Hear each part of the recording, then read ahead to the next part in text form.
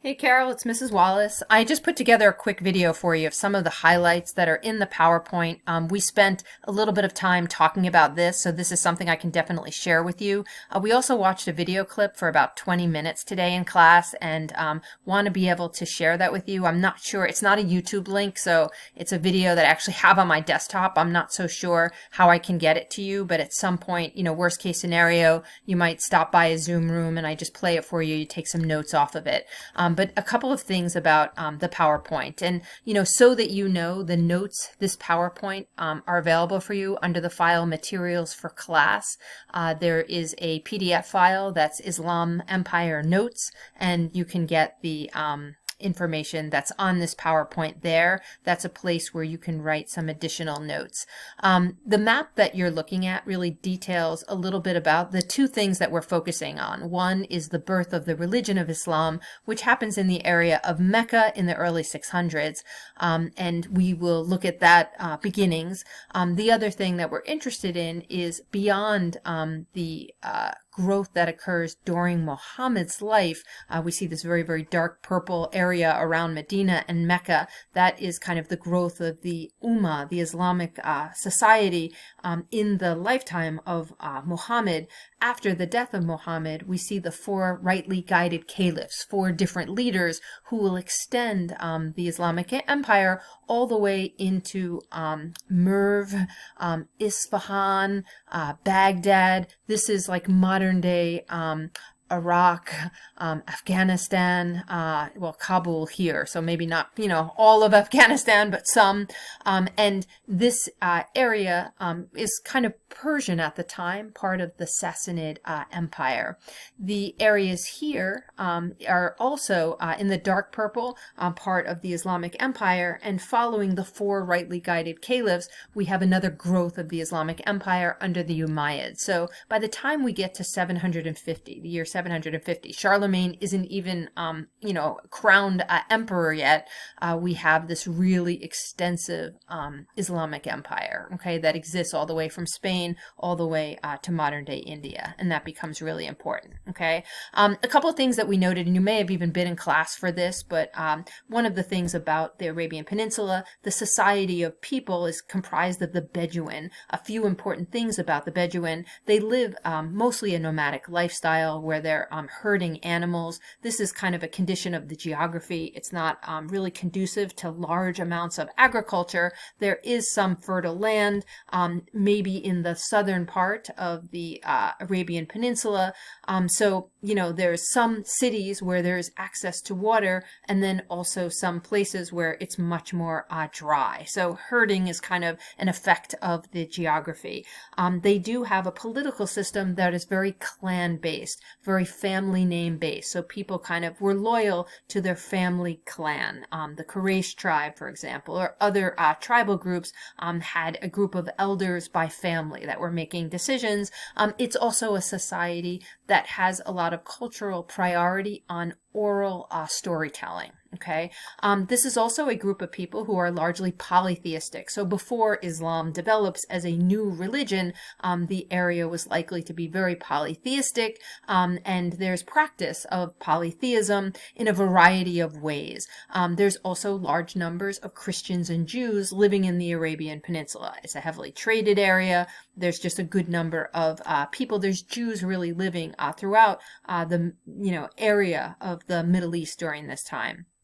The Arab religion before Islam also includes some specific structures that are really significant. You can see in the middle of this image, this is a modern day image, so this is not meant to be from the 600s, but the structure, the cubic structure that's in the middle is the Kaaba. And the Kaaba actually is sacred in Islam and was present in Mecca during Muhammad's lifetime.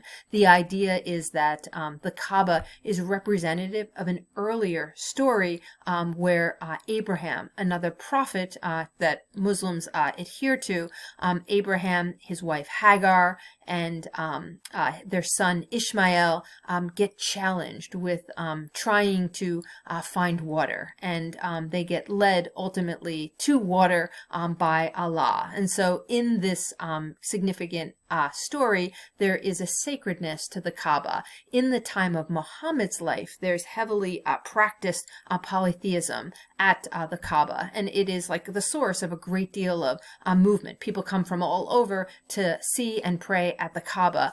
There's also a lot of commercial activity. So some of the things that Muhammad doesn't like about the behavior at the Kaaba is that there's a great deal of wealth being gained based on people's pilgrimages for religion.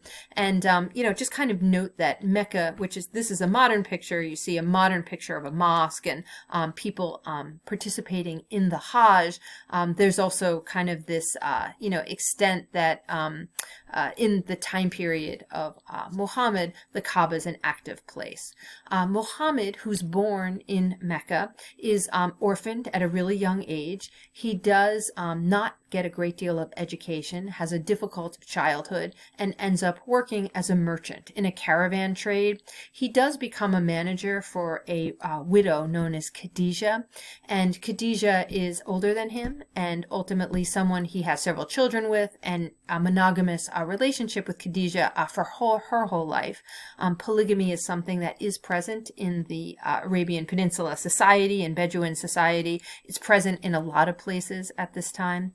And we do see Muhammad, after the death of Khadijah, have additional wives, but he is like really significantly troubled by this gap between the Bedouin values, of honesty, generosity, and what he sees as like just outright greed of what becomes a commercial elite. The dominant tribal group is kind of controlling Mecca, gaining a great deal of wealth from it, and Muhammad has a problem with that. He does separate from society and meditates. He finds himself kind of removing himself from society, and it's in one of these moments where he is kind of meditating in a cave that he later tells he was visited by the angel Gabriel, and he's told that he's the messenger of Allah.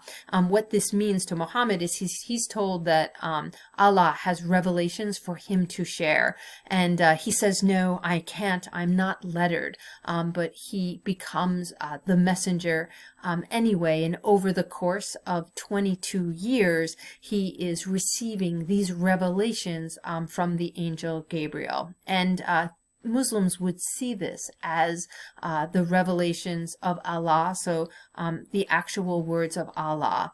Muhammad will describe himself to others in sharing these revelations of Allah. He will define himself as the last of the prophets. So while Muslims might recognize that there are other prophets before Muhammad, it might be Abraham, Moses, Jesus, so prophets that are shared in perhaps Judaism or Christianity, but Muhammad is the seal of the prophets, the final prophet. After Muhammad, there won't be additional prophets, and the Quran is seen as a sacred text which has in it the revelations of Allah shared with Muslims, and it is seen as a more sacred text because it is representative of Allah's words rather than interpretations of the life of Muhammad or something like that. There's other sources for that. Muhammad does preach in Mecca by 613, and he is sharing that he has received these revelations, and he's sharing the words of Allah. At first, his message is very resisted. In the first few years of this, he doesn't have a significant amount of followers. Some Meccans are actually very antagonistic toward Muhammad and actually push back toward him. Some people might be protecting their wealth. They're protecting the pilgrimages that were coming to the Kaaba and some of the commercial activity. There's also a threat to some extent in this monotheistic religion. He does retreat, so he grabs some of his supporters, and Muhammad will move to the city of Yathrib, which is north of Mecca, still in the Arabian Peninsula, and this is very significant. The city is later named Medina, okay, the city of the Prophet, and the flight that that he takes, this migration, is known as the Hijra. And the Hijra occurs in 622, so something to just jot down, make sure that you have a sense of that. But it also not only is significant for kind of the beginning of Islam as its like own individualized community, it also marks the date of the first year on the Islamic calendar. Sometimes primary sources will be labeled with a date and then have an AH after that. That means after the Hijra, okay? In Yathrib, or sometimes called Medina, the city of the Prophet, Muhammad really wins a great number of support. These are Bedouins in the countryside, and he's basically formulating a society where the loyalty is to Allah, the belief system is in the oneness of God, there's complete submission to that idea of the oneness of God. Muhammad is the political leader of this group, also the religious leader, but he's not divine, okay? The Quran is establishing, in a sense, the rules of the society, but there is some effort on the political system's part to kind of implement some of those rules, okay? The community grows, and what's really significant is this is where we see Muhammad's role as the seal of the Prophet, as a religious and political leader, and to some degree, the group will grow much, much larger. By the year 630, Muhammad is traveling back to Mecca. So he'd been gone 8 years. He travels back to Mecca with a large group and peacefully takes back the city of Mecca and essentially takes it for Islam, okay? The Kaaba will be declared sacred for Allah and for prayer for Allah. All the polytheism is kind of, taken away. And 2 years after this, Muhammad died. So, on one hand, the religion is growing, very, very much. Mecca is now going to be dominated by the belief system of Islam.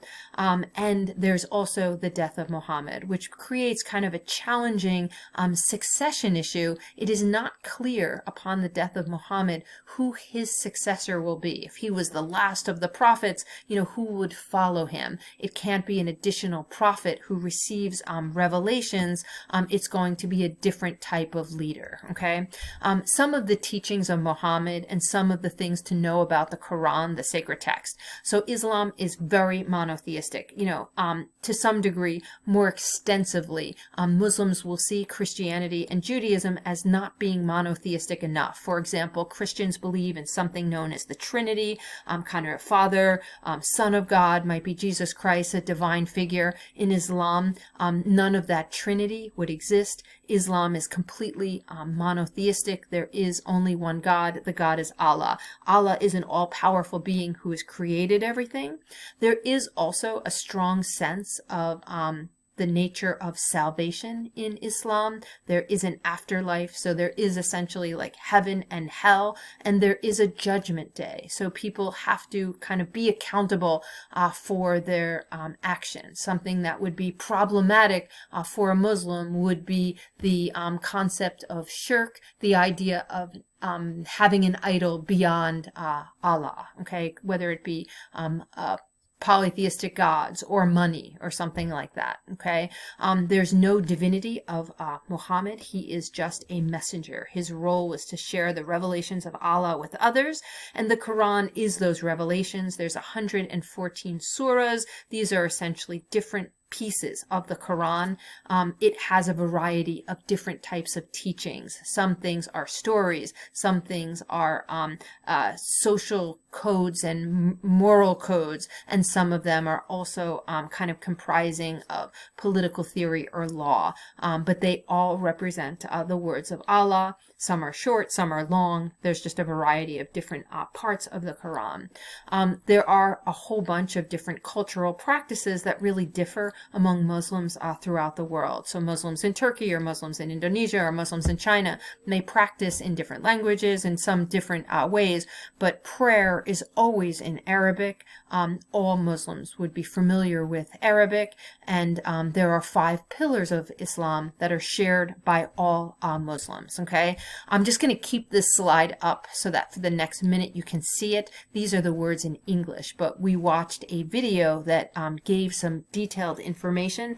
There are 5 pillars. The first is faith. So there's a testifying there's no God but Allah, Muhammad is the messenger of Allah. This is a significant statement for all Muslims. Prayer, Muslims pray toward Mecca 5 times a day. There's also charity, so giving money to the poor. Fasting during the month of Ramadan, there is a dedication to sacrifice a little bit and be reminded of the words of Allah during Ramadan. There's also some holidays that follow the breaking of the fast, and the pilgrimage. The Hajj is the pilgrimage to Mecca, and in one point in a Muslim's life, if able, they attend Hajj. Okay, have a good rest of the day.